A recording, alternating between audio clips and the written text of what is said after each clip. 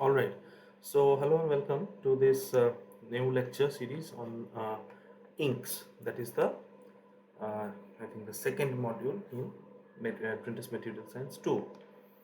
Now, you have a fair bit of idea about printing inks and what the purpose of printing inks are, and maybe some very rudimentary knowledge about the components that goes into making of the printing ink. But in this lecture series, which maybe uh, I think maybe 3 or 4 lectures long, or maybe a little bit more than that, depending upon how fast I go. So in this lecture series, we'll be dealing the concept of printing ink, right from the various components, the various properties, their rheological properties, the application, testing part, manufacturing part, problem areas. So all these things we will be studying about printing. So this is going to become a very much in-depth kind of a discussion on printing ink. Now, before we begin, let us first understand what is the purpose of this printing ink, right? Uh, the fundamental purpose is to add color to some substrate.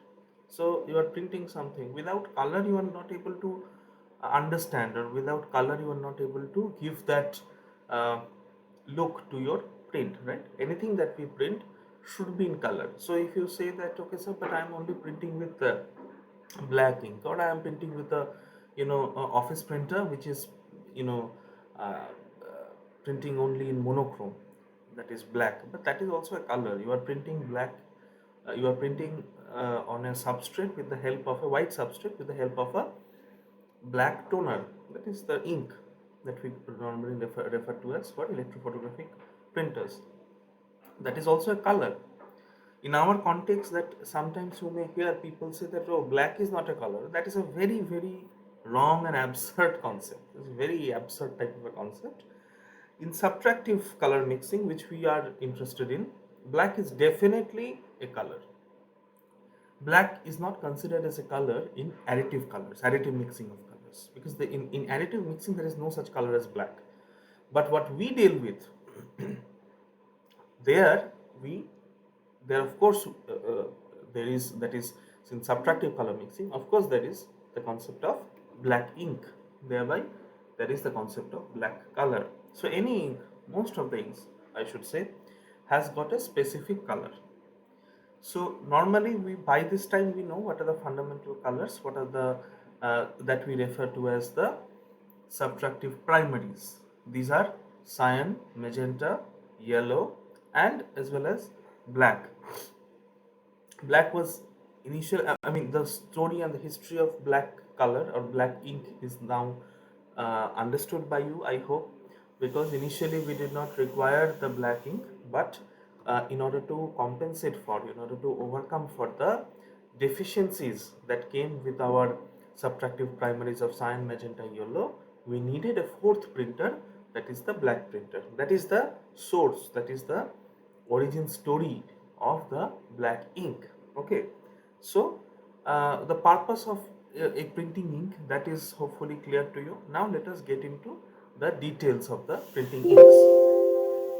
Okay, so yes, so now in this picture, what I have tried to classify printing inks based on the application. And while doing so, as soon as I divide the uh, you know or I classify printing inks based on their application, naturally what happens is we automatically classify them by their rheological properties also. By this time, you all know what rheological property or what rheology is really for fluids, especially for printing inks. That I hope that is known to you. It is the property of flow of any fluid, how it flows or how it appears. So viscosity, tack, flow of the ink, all these properties together, they encompass the study of rheology for any fluid, especially in our case the ink. Now, depending upon the application, how we have classified ink, let us first understand that. Okay, the first classification On your left, as you can see, is the lithographic part. Okay. Now we know that within lithographic part we have multiple processes, right? So for example, the first picture that you can see over here is the wave offset. That wave offset may be cold set. I don't know if I have told you the difference between cold set and heat set during our MQC lab or not, but we will get to that. We will see the formulation of some cold set, heat setting, and the different properties of the materials that is required to make cold set and heat setting. So all those. So very common example I like to give is that newspaper printing is done with cold set. This ink is that is used for newspaper printing, that is known as cold setting, and the process itself may be known as cold set web. And there are certain magazines, if you consider, there are certain magazines which are printed on maybe glossy paper or such. They are printed with heat settings, and that process overall is known as heat set wave offset. Okay, so why something is known as cold set, why it is known as this thing is known as heat set, so those concepts will be catching up later on. The next type of lithographic process is of course your sheet fed offset printing. Okay, this is commonly referred to as your quick set. These inks are known as quick set, and the process is not really referred to as quick set, but mostly inks are known as in sheet fed. Those inks that we use, they are known as um, your quick setting. Then we have another process which is known as the dry offset, especially for cup printing and all. I think dry offset is known to you because by this time there is the plate that is used in dry offset that is relieved, and that is getting transferred onto a blanket, from which the blanket ultimately is transferring the image onto the substrate. That is why, since it is an indirect process, that is why it is known as offset. And why dry? Because there is no use of water, because the image area itself or the image carrier itself is relief. Okay, the other type of although I have given over here, that is energy cured using UV, IR, EB, etc., but actually this energy cured products applies to almost all forms of printing process today, because there are energy cured products for web, for sheet fed, for dry offset, for gravure, for flexo, for even for non-impact. There are UV cured products available today. So putting or clubbing these UV cured products or energy cured products, energy cured inks under the lithographic process, although I have given this, but this ultimately it will be it will be working, or it will be suitable for all the printing processes. Okay, so this is one type of process, printing process. Now the question is here that for all these processes, as I already told you, within a web offset there are two types of inks. One is cold set, heat set. For sheet fed there is one type of ink, that is quick set. Uh, then we have so for web fed we have got cold set, heat set. Sheet fed we have got quick set. Dry offset is again another type of ink. But ultimately the rheological form of all these inks are what? Paste. So there are hardly any web offsettings whose viscosity goes below 100 poise. Okay. So ultimately they are all rheologically they are all pastings, right? Then we have got our gravure printing process. So by this time you know that gravure printing process uses liquid inks. Okay, they normally use liquid ink. These are, as it is written, they are basically solvent based inks. Okay. Then we have got letterpress printing. You have already printed with letterpress, so you know that the ink that is used in the letterpress process, that is paste in nature. Rheology is paste. Flexography. So flexography can be printed both using your solvent based liquid as well as your pasting. Okay. Then we have got our non-impact printers. So non-impact printers, they may be liquid, which are normally used in solvent-based inks in inkjet processes, and powder form, which are known as toners, as I was talking about earlier, which are used in your electrophotographic process. Okay.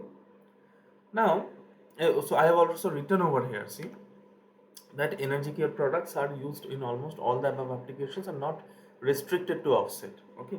Now, see one thing is very important for us to understand over here. That is, uh, although we have used a certain rheology of ink in a certain printing process. But let us also understand why it is so. Why are we using a certain an ink of certain rheology for a specific printing purpose? Question, or I can say this question in another way also, that is whether it is possible for us to use a liquid ink for offset printing process or a paste ink for gravure printing process. Is it possible? Try to think about it for a minute. Just pause the video here for a minute. Try to answer this question.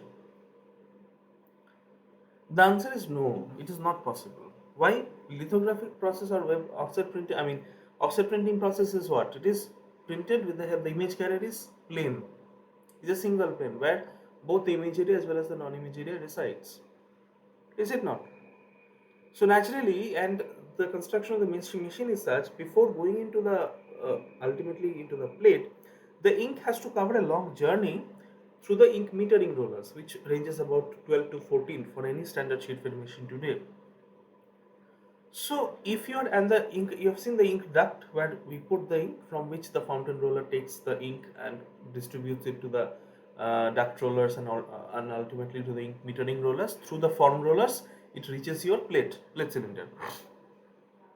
Now, the question is, if in case of the pasting there, had we used liquid ink, will we be able to print? No, because all that ink, liquid ink, will fall down, drip down through the those metering rollers and those fountain solutions. The ink fountain. So it is not possible. And even if somehow we are able to transfer it from the ink fountain to the plate, even then that liquid ink will not remain onto the plate for very long, because it is liquid, it will drip down, and your image carrier is also a plane. So there is no way for the ink to reside onto the image areas and print properly. So that is not possible. Now the other scenario where I said that can we use pasting in gravure process? The answer is no, we cannot. Why? What is the principle of how the ink is transferred from the gravure cylinder to the paper or the substrate? Through capillary process. The ink has to go inside of those gravure cells, and when in contact with the substrate, due to the concept of capillary action, the ink comes out of it, comes out of the cell and get transferred onto the substrate. This is the basic concept, is it not? So imagine you are using a pasting there. So first of all, will the pasting go inside, because the viscosity is so high for the pasting? Will the pasting of having high viscosity get inside of the gravure cells? No.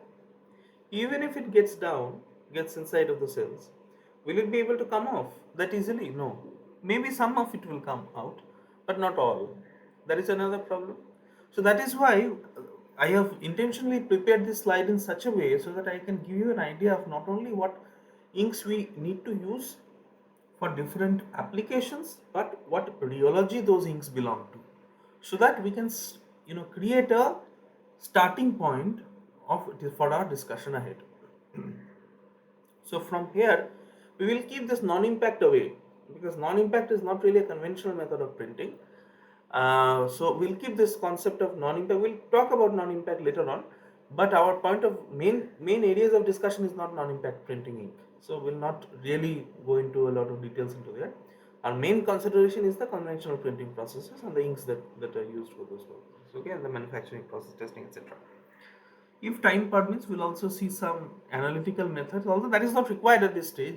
What will you do with analytical methods now? But if time permits, I'll just give you a few terms at the end of the entire lecture series. Okay. So from this we have established one thing, that is, primarily we are dealing with inks that are having rheology of two types. One is your paste, another is your liquid. Now, depending on the viscosity, we are dividing this. So paste means having the viscosity not less than 100 poise, of course, and your liquid ink means less than, viscosity will be less than 1 poise. Okay, by this time you have a fair bit of idea about what Newtonian and non-Newtonian fluids are. We'll talk about it in a lot of detail. Okay, and we'll talk about some rheometric analysis of the inks later on. But ultimately what we are seeing here is the fact that this we have classified inks not only based on their application, but we have also divided or classified it on the basis of their rheology into two primary categories. That is, one is paste ink, one is liquid ink, depending on their rheology. So now let us go to the next slide. Yes, yeah. So as we saw that we divided or classified ink based on the application as well as on the rheology. In this slide, we will also be talking about classifying inks based on the vehicle system. Okay, so now what is the meaning of the word vehicle? In general, what is the meaning of the term vehicle? Vehicle means any device or any thing that transports something else, right? So, for example, a car is a vehicle, is it not? Train, bus, these are all we call them as vehicles. So, what are they transporting really? They're transporting people from one point to the other. Trucks, they're transporting things, objects from one point to the other. So, similarly, in inks also, we have this concept of vehicle. Mainly, if we divide the components of ink, we will be seeing two primary components. So let me just start writing down, because then it will be easy for you to understand all this. Okay, so give me a moment. Yeah, so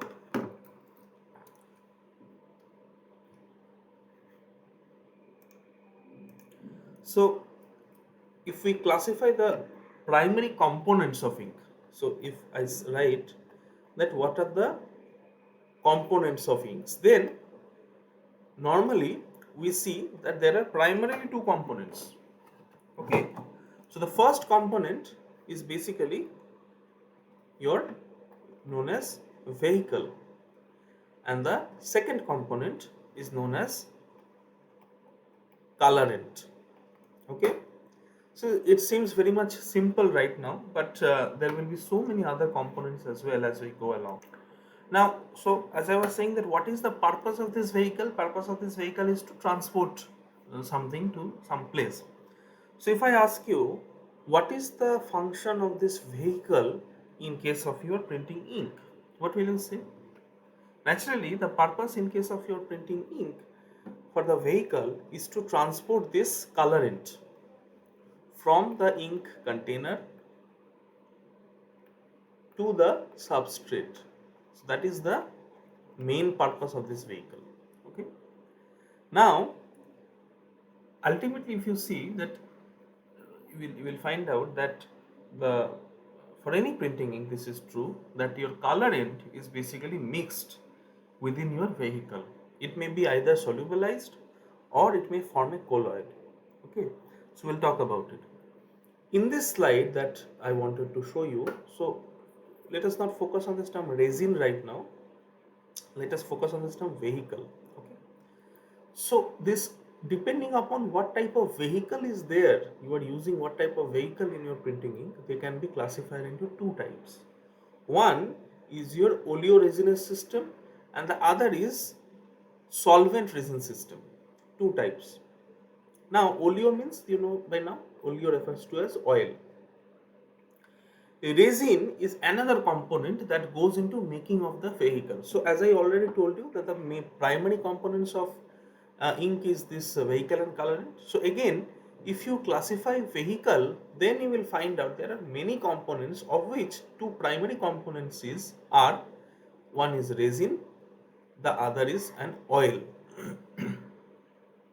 Now, when these two components together are used to create any ink or to create any vehicle of the ink, the resultant ink becomes paste in nature. That means the viscosity rises. Because why? Because of the use of this oil, which enhances the viscosity of the ink. That means this vehicle, where these oleoresinous systems are used. So oleoresinous means oil and resin together. Basically, the resin is cooked inside of the oil. So why I have used the term, this is a technical term, cooking the resin within the oil. We'll see that in the manufacturing step of the manufacturing process when we study about it, the manufacturing process of the ink. So essentially, the inks where the vehicle contains this oil and resin together, when these type of vehicle systems are used, the resultant ink becomes paste in nature. So naturally we can say that these pastings are used for lithographic process, later press process, etc. But where this vehicle system is made out with this volatile solvent and the resin component. So instead of oil, now we are using some volatile solvent.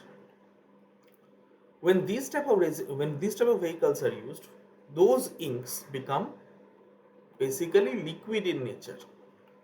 So naturally those inks will be used for, as you can see, flexography or screen and all this.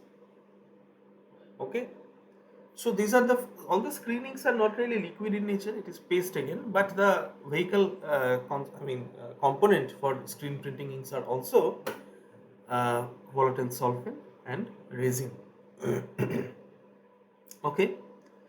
So in the earlier slide we saw how we classified ink based on their application and based on their your rheology. In this context, in this slide we see that how we are classifying ink based on the vehicle system that we are using for preparing these inks. One is your oleoresinous system, which are paste inks, and the other is your solvent resin system, which are liquid inks. The solvents are also very important. I have used the term volatile. Volatile means it is going to evaporate at low temperatures. Okay, so that is what volatile is. Why this is essential, why these volatile solvents are used for preparation of inks, for preparation of vehicle of inks in that are used for gravure systems, that we need to understand. We will see at a later stage why that is used, why volatile solvents are used for preparation of inks in gravure systems and not that for flexo systems. Okay, that also we will see. Okay, so up till this much the concept is clear. Hopefully what we have learned so far, we have learned regarding the classification of ink based on various terminologies, based on various facets. Second thing that we have learned is the component. We have already got into the component of the ink. We have classified the components of the ink into two categories. One is the vehicle and the other is the colorant. So the vehicle is basically the heart. Actually the resin is the heart of the ink, heart and soul of the ink actually. We'll see why it is known as such, why I am saying that. And colorant, as we all know, that from the name itself it is clear that it is something that is giving the color to the ink. So maybe we are using a cyan ink. What is giving the color cyan to the ink? So that is known as the colorant. Okay, we'll see that. Now we are talking about the in-depth idea. Now we are forming our in-depth idea about what these individual components are. Okay. So as you can see that this is your ink. So ink is primarily made out of, as I already told you, colorant. Then is the resin. Here you see oil and solvent. Although I have classified them earlier, in the earlier slide I told you that there may be two types of vehicle system. One is oil plus resin and the other is solvent plus resin. Now we will see in preparation of your offset ink or paste ink also, both this oil as well as some solvents are used. When we go into the manufacturing process, then we will understand. But normally these are the components. So oil, solvent and some additives. Additives means some additional materials which are added to the ink for specific purposes. Okay. Now again, as you can see on your right, that I don't know if you are able to see because of the positioning of my face. So here, let me just write it down. So this is Dyestuff. This is written as Dyestuff. Okay. Now this colorant basically can be further classified into two categories. There may be two types of colorants. One is your Dyestuff and the other is your pigment. The primary difference of between these two things is that your dye is, whenever we are adding dye to a particular ink, first of all the solvent, nature of the solvent has to be different, and also another thing is that once this ink is made with the help of Dyestuff, so Dyestuff is a type of colorant, pigment is another type of colorant. The resultant ink that is made with the help of Dyestuff and certain resins and solvents, etc., the resultant ink is a solution, but because the size of the dyestuff particles are very small, but pigment particles are larger in nature. Okay, and as a result of which it is not capable of forming solution with the vehicle. Pigment and vehicle, whenever they are used together in a particular ink, they form a colloid. So ultimately we'll see the paste inks, these are all colloids, and your liquid inks where dyestuffs are used, they are all solvents. But nowadays you will see that many liquid inks are also made with the help of pigment. But then again, these inks will remain in colloidal form, they will not become solutions. Okay, so if you are using a gravure ink which is made out of your your pigment, then that resultant ink will not become a solution, although it may be liquid in nature, but it will not become a solution. You need to disperse that pigment properly within that vehicle system. Okay, so these are the two types of colorants that are used basically. Next, what we have is the additive. So there may be a lot of additives, but some very fundamental and very basic additives that are used, that are, one is your plasticizer. First is your plasticizer, then you've got your wax, dryer, and some other additives may be there as well. So again, plasticizers are not used in all the inks. Plasticizers are primarily used in liquid inks. Why? From the name itself, as you can understand, that plasticizer is something which, when added to the ink, gives some flexibility to the ink film after it dries. So naturally, liquid ink is used for printing on, especially gravure printing inks or liquid inks are used for printing on flexible surfaces, maybe some flexible polymeric surfaces, BOPP and PE, PP, etc. Now, in these cases, normally after printing, there is most likely the surface is going to be bent in one way or the other. So consider any chips packet. Okay, so normally the chips material, I mean the substrate itself comes in the form of roll. So it is roll to roll printing. Then it is slit and ultimately it is converted, finished into that particular packet of the chips. Now this packet of the chips itself is not very smooth, I mean not very flat. It has got curvature. Now if the after drying, if your ink does not have this flexibility in nature, then what will happen? Upon bending the packet on which, or the substrate on which you are printing, the dried ink layer or the dried ink surface is going to crack. In order to prevent this from happening, we add plasticizers into the liquid inks so that it gives flexibility to the printed ink surface, such that upon even adding some curvature to the printed surface or adding some deformation to the printed surface, even then when the ink surface is deformed, even then the ink surface does not crack, but it flexes and it changes the along with the shape of the packet on, or the substrate on which it is printed. So that is why plasticizers are used primarily in liquid ink, not, and in screen inks also, of course in screenings, but not in offset inks. Okay, then wax.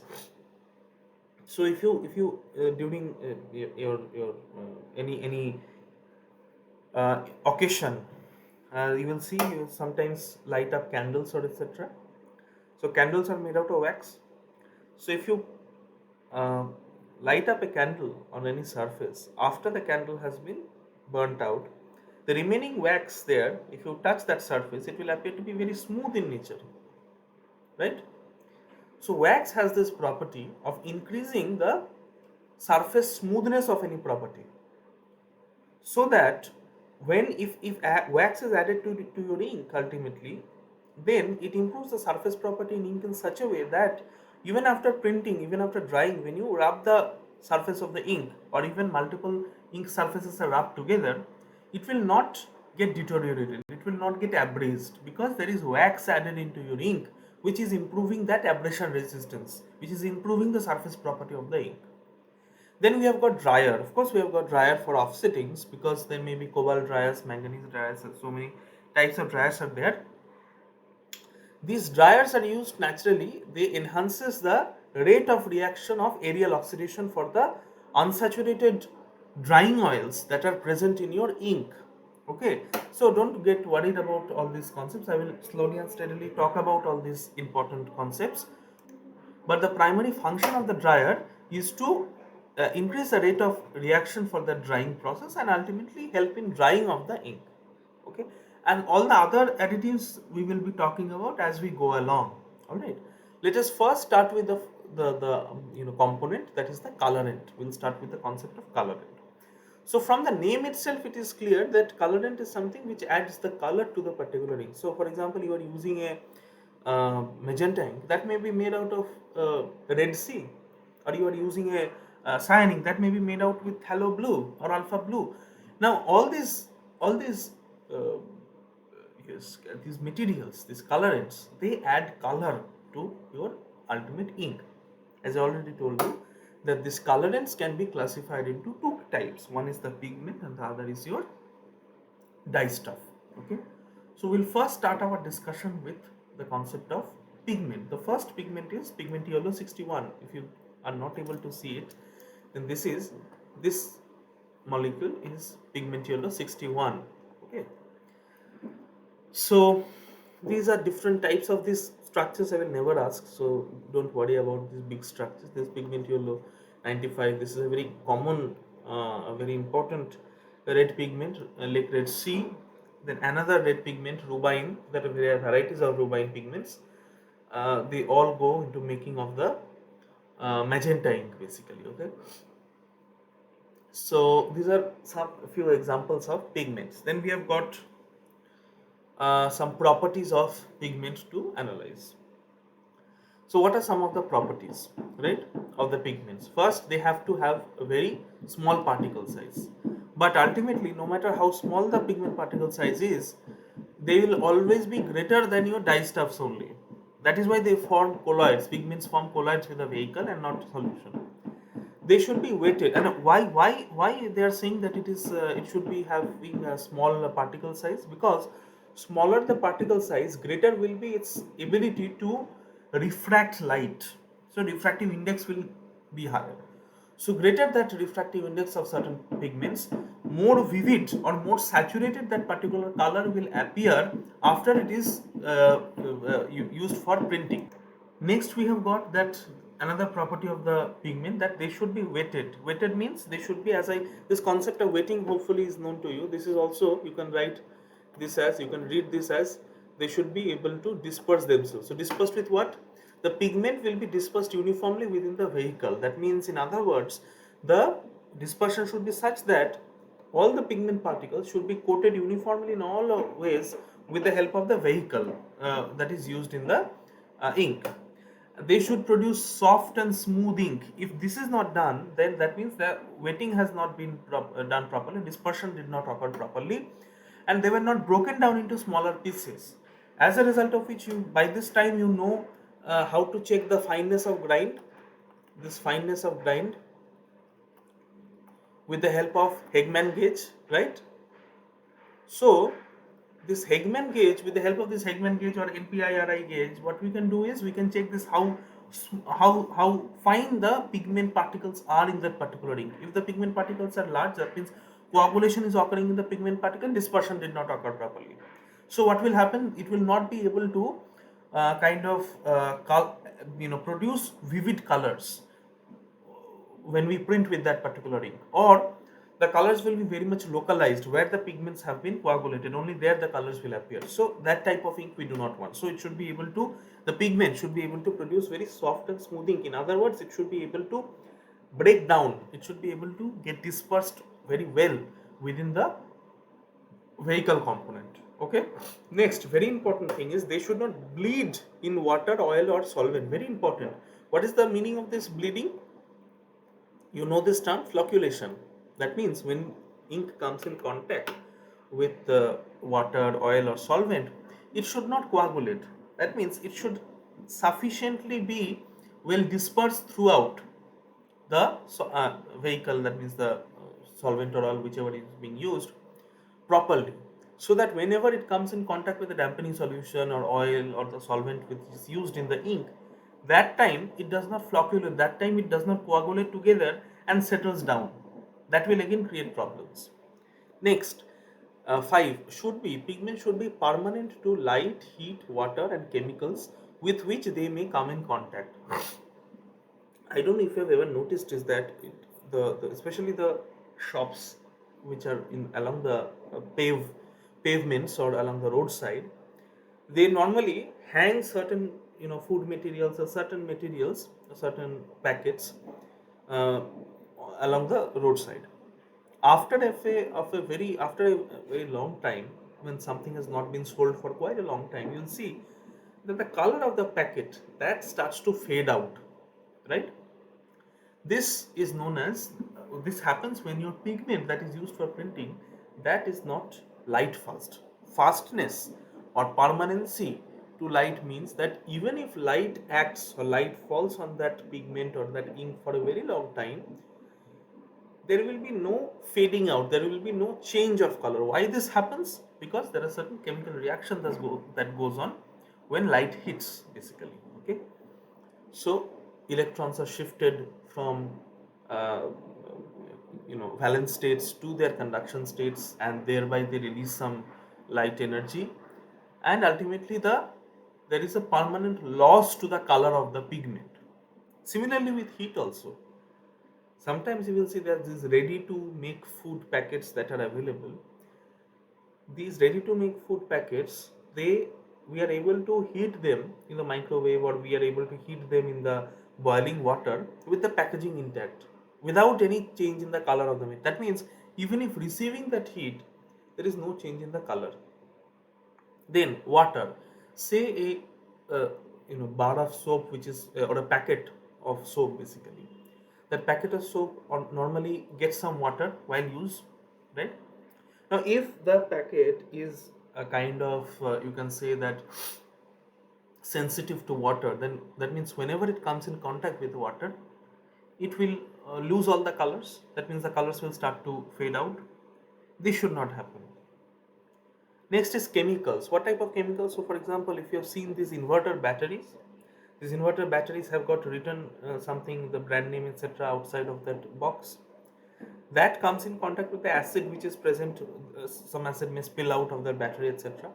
So, if for those inks, for preparing or manufacturing those inks, we have to use pigments which are not sensitive to this acid reaction, or in other words, these pigments should be permanent to those chemicals, so that when it comes with it, it does not simply uh, you know fade out or wash out.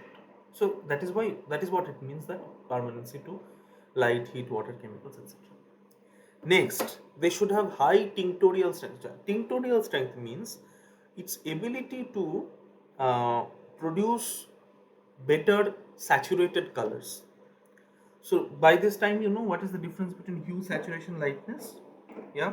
So what is this? For example, I will give you two examples. In one ink, I have made two inks actually, ink 1 and ink 2. In one ink, I have used 10% of a certain magenta pigment. Okay, and in ink 2, in order to produce same saturated colors, I needed to use 20% magenta pigment. This may be some other pigment. Okay, so naturally you will see that, or you will say that this particular magenta pigment has got higher tinctorial strength. Why? Less amount of this pigment is required to produce the same saturated color. This is possible if they have low absorption power and uh, high refractive indices for that pigment particles. That is why it will be able to refract light or scatter light in all the directions, creating this vivid appearance. Okay. Next is, again, they should not flocculate on contact with solvent. So this is again a repetition of point number 4, I think. So these are some of the primary properties that any pigment should possess to be used for preparation of an ink actually. Okay.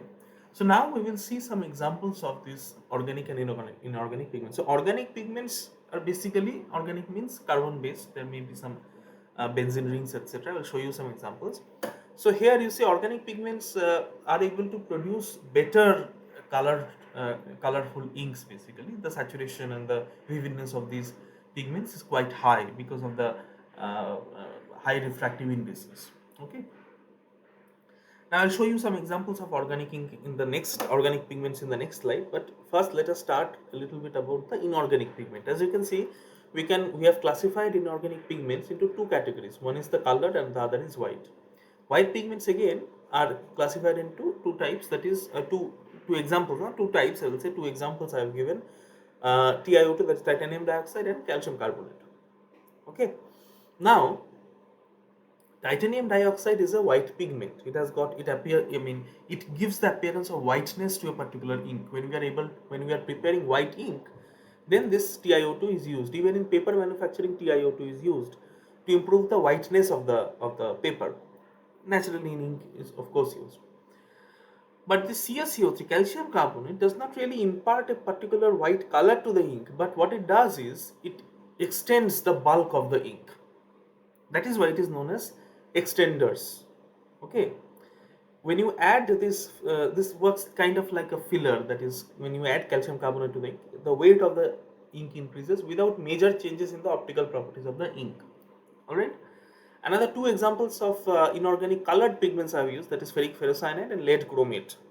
So lead chromate is a very popular yellow pigment that is used to make this especially used in many flexible industry, flexible packaging industries as well. Okay.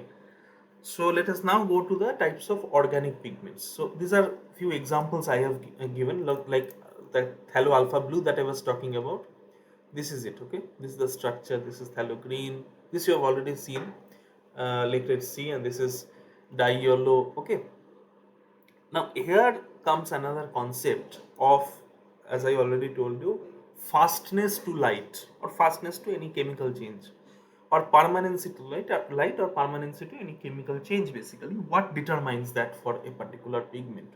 How to choose your pigment that provides, you know, when a particular requirement is necessary to be fulfilled.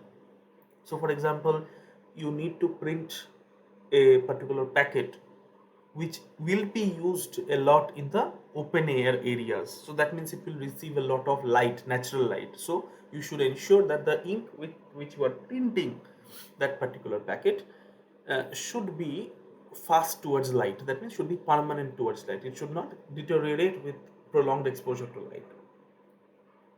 Okay. How is that determined? What is one determining factor there? You see, if you take a simple look at the structure of this dye yellow, phthalo blue with respect to lake red sea, these three structures I'll show you. This is a linear structure. This is a cyclical structure, right? And this is an ionic form. Now, from very basic sense of chemistry, from very basic knowledge of chemistry, can you tell me which among these pigments or which among these molecules is least susceptible to any chemical change? Of course, this phthalo blue, which has got a cyclical structure. You see so many benzene rings surrounding the coordination complex within. That is true for phthalo green also.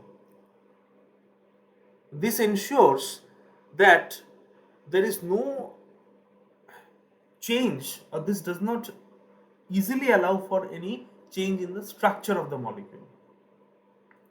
But if you take a look at this lake red sea, it in itself is in ionic form.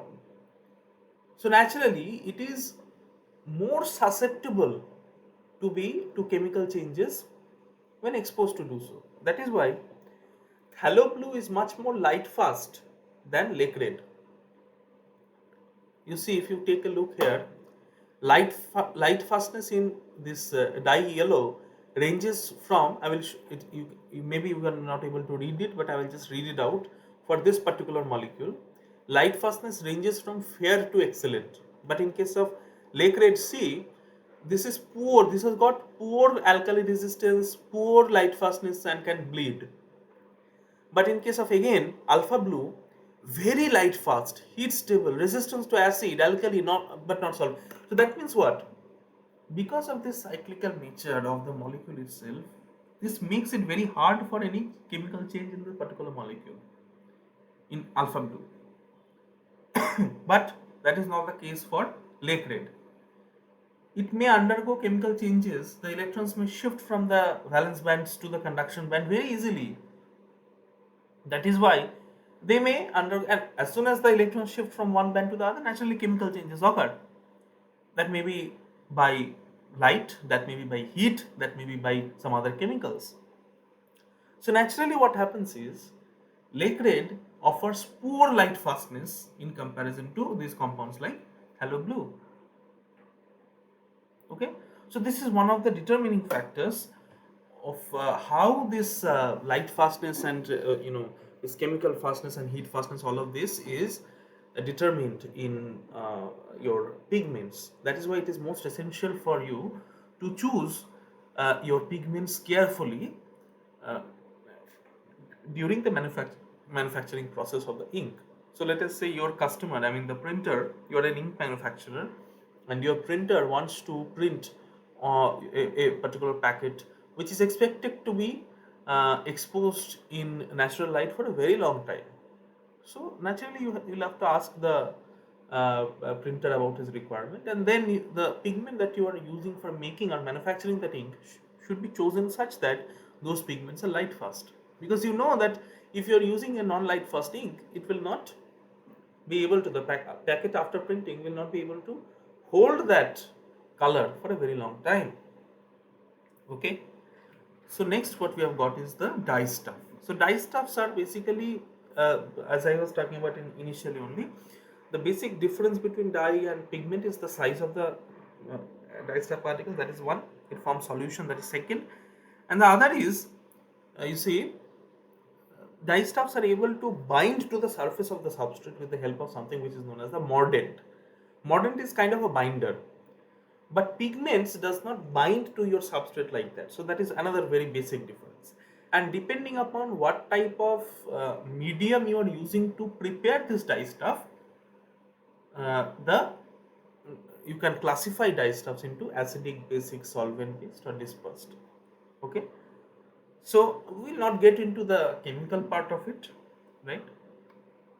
Now here you see that there is a comparative analysis between the pigments and your dye stuff. So first, what is the solubility of dye stuff? As I told that dye stuffs are soluble, pigments are insoluble, hence forms colloids. Number, available in large numbers. Dye stuffs are available in large numbers. Pigments are available in relatively lesser numbers. Light fastness. Lower dyes are very much vulnerable. Lights destroy colored objects by breaking open electronic bonding within the molecule. As I told you, that they are binding with the surface of the substrate with the help of mordant. So when this light acts for a very long time on dye stuffs, then this mordants, this electronic bonds, they weaken and they ultimately break off, thereby lowering the addition of the dyes to the substrate. But pigments are quite light fast. Product resistance. Product resistance means resistance to your chemicals, etc. So for dye stuff, this resistance is lower. For pigment, it is high. Size. Dye stuffs are comparatively smaller. It's like comparing a football to a head of pin. So can you imagine how much difference there is for the size of the pigment and dye? Although it was written in the slide where I showed what are some of the properties that the pigment must possess, there it was written that pigment particle should be low. It was written because of the fact that pigments are normally larger than dye. But for getting very good colors, high saturated colors, you need to have the color in particles very small so that it's able to scatter light, or refractive indices is quite high. So that is why dye, as I already told, another effect of this is, that is why because of its size being so much small, dyes are able to form solutions, while pigment particles being large, they are not able to get dissolved. Bonding. Dyes are having electrostatic charges that serve as method for attaching the dye to the varnish. So very weak charges. And pigment requires the help of a binder for addition, as it is inert substance which is merely suspended in a carrier. So merely suspended in a carrier means what? It is a colloid. So pigment is the dispersed phase and vehicle is the dispersion medium. And this binder that they are talking about for addition, this is your resin.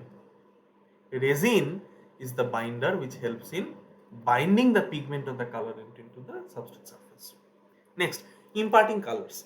Dyes can impart color by selective absorption of the light actually.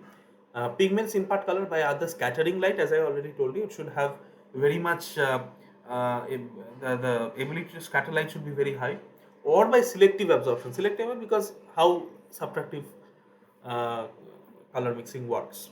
Combustible properties, dyes are combustible, pigments are not. Chemical composition, they are organic in nature, and pigments, as I showed you, they may be both organic and inorganic in nature. Longevity, naturally dyes will not last as long as the pigments, and pigment will last for quite a long time. So this is the primary differences between dyestuffs and pigment. Okay.